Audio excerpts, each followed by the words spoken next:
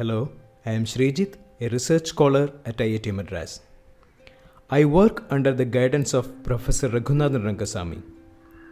In this video, I will talk about my research work which is aimed at designing an efficient equipment setup for the continuous production of alginate microspheres by spinning disk atomization technique.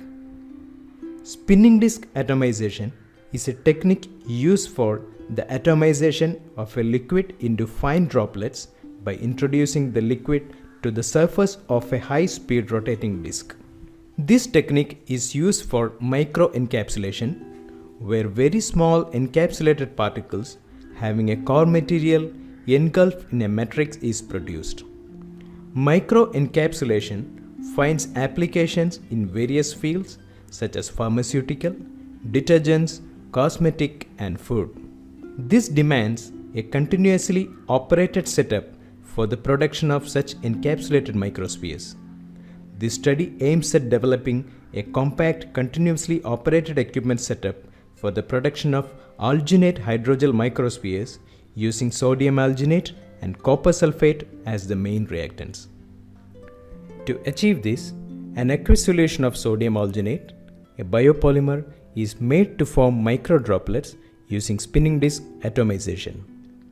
In a specially designed equipment, these microdroplets are made to react with copper sulfate to form copper alginate microbeads. The slurry thus formed is treated in a downstream unit to separate the product. The unreacted copper sulfate solution is then recycled for the reaction. All these units will be continuously operated to ensure efficient high production of alginate microspheres.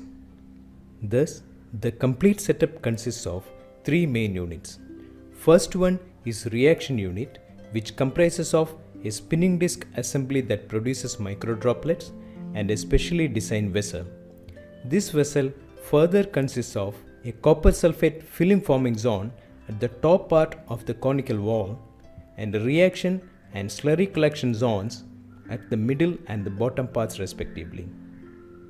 The second one is a separation unit that contains product filtration assembly to separate the product from unreacted copper sulfate and a product collection and storage unit.